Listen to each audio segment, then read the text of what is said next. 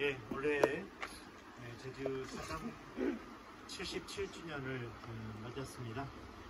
매년 제주에서는 사삼 때만 되면 원통하다 말하지 못하고 오랜 세월 동안 깊은 상처를 쓸어안고 늘 그 안에 시달리기만 했던 고통의 시간들을 다시금 떠올리게 됩니다.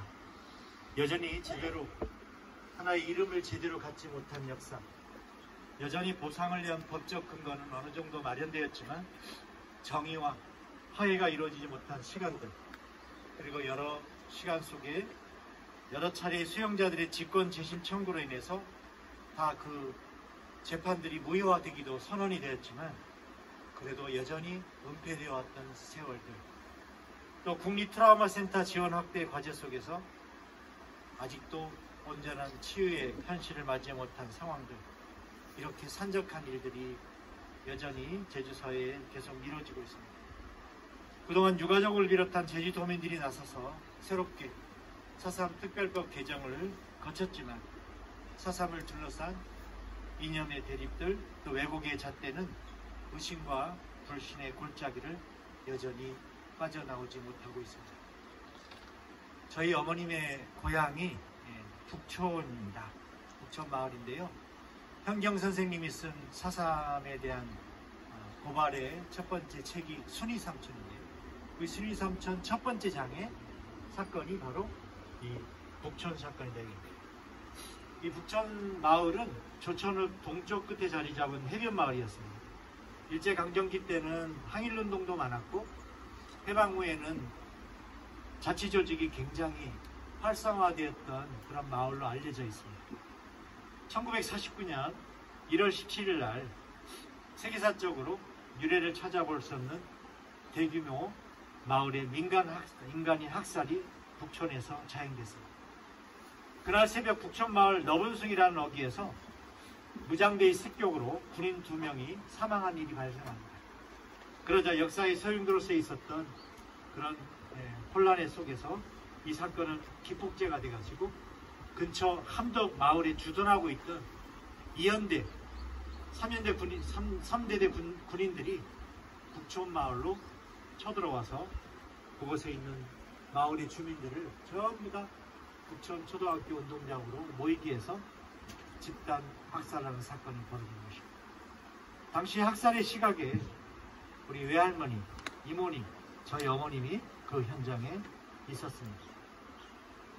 그때 군인들은 주민들에게 겁을 주면서 먼저 군인이나 경찰 가족은 한쪽, 또 한쪽은 그의 사람들은 다른 쪽으로 갈라 세워가지고 점차 옹파밭으로 끌고 가서 잔인한 학살이 벌어집니다.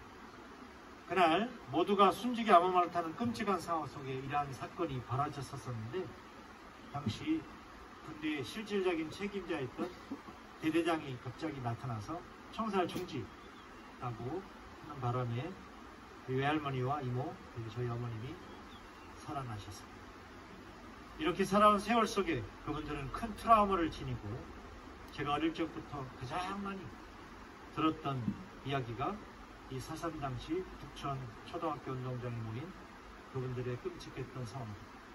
이런 4.3의 실상은 그곳 북촌 마을만이 아니라 제주 전역에 총 맞아서 죽기도 하고 불타 죽기도 하고 바다에 던져져 죽기도 하고 동굴이나 또 폭포 등에서 넘어지거나 죽창 등으로 사륙당한 제주의 크나큰 골고타이자 십자가였습니다.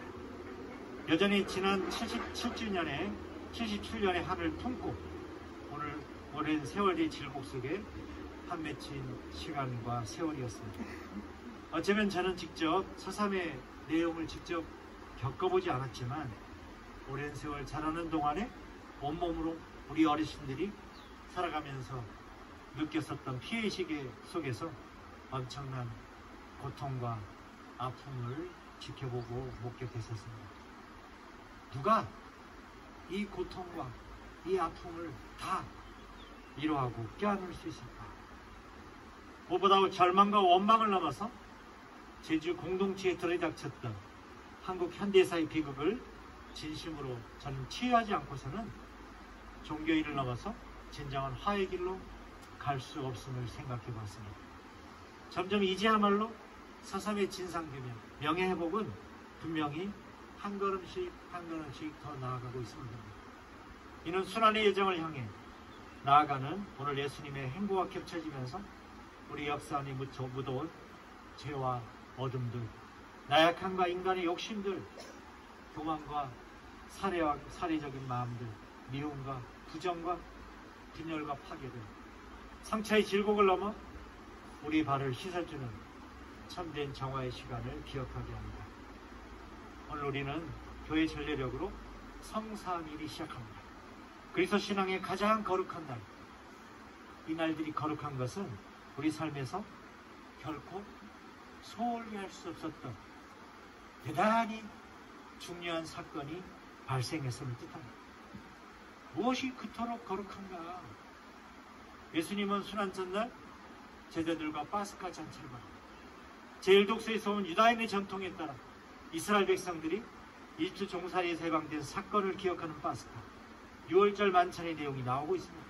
또한 오늘 복음에서 예수님 역시 이 파스카 잔치를 당신의 제자들과 벌이십니다.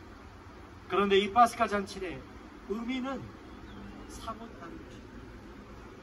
이런 누룩없는 빵, 포도주, 쓴나물을 먹었던 파스카 잔치와는 달리 똑같은 재료인데 빵과 포도주의 의미를 완전히 새롭게 바꿉니다. 이제 그 표정들 속에서 예수님은 자기 자신을 우리에게 통째로 내어주시는 것입니다. 그것이 바로 성체성사의 신비. 단순히 기억하고 또 상징하는 것을 넘어서 이제는 이 빵과 포도주를 먹고 마시는 사람에게는 영원한 생명의 실제적인 효과가 나타나는 것입니다. 오직 믿음만으로 우리가 이것을 이해할 수 있는 일이기도 합니다. 제자들도 그 순간 예수님이 무엇을 우리 자기들에게 건네주고 있는 그 의미를 다 몰랐을 것입니다.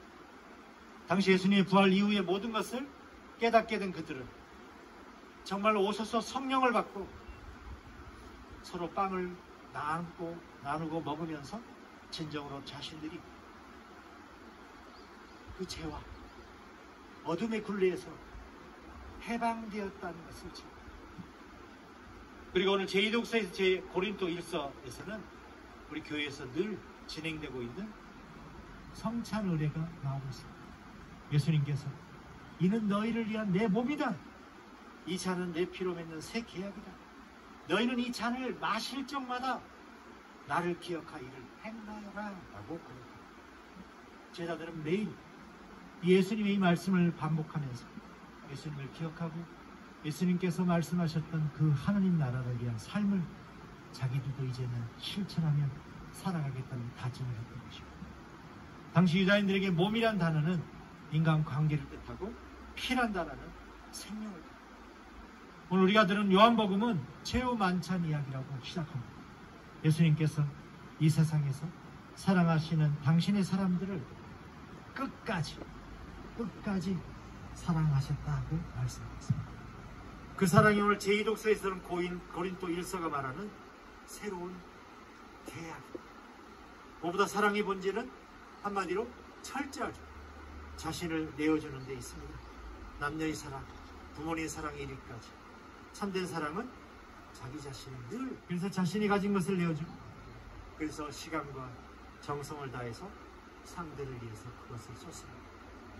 때로는 이해되지 않고 납득할 수 없는 상대의 모습을 받아줘야 할 때도 많습니다. 그래서 사랑은 단순한 집착, 또 감각적인 쾌락과는 전혀 다른 것입니다.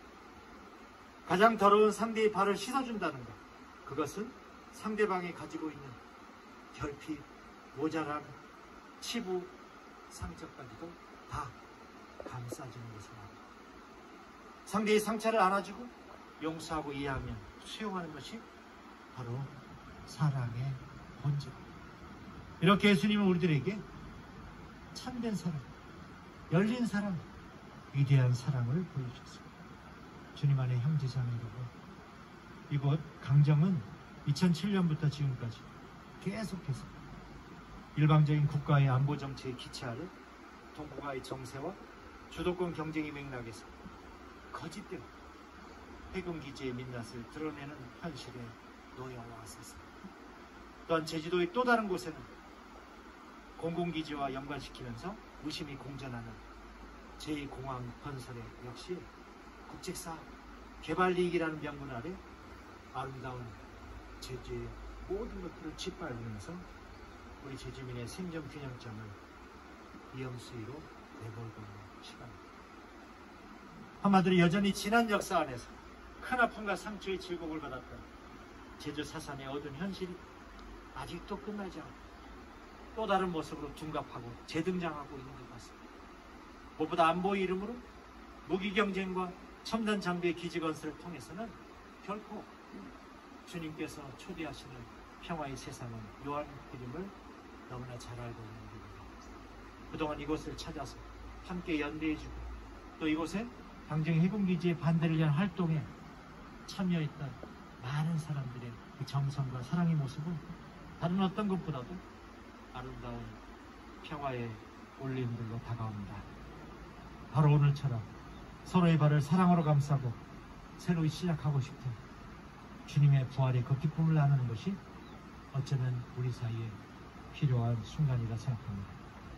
무엇보다 외적으로 단순한 행위의 시킴이 아니라 진정 마음으로부터는 회심과 함께 진정한 주님 부활의 일꾼으로 서로에게 건네는 마음을 사랑의 모습으로 늘 바꿔갈 수 있는 그 용기를 함께 청했으면 좋겠습니다. 아멘. 잠시 묵상하겠습니다.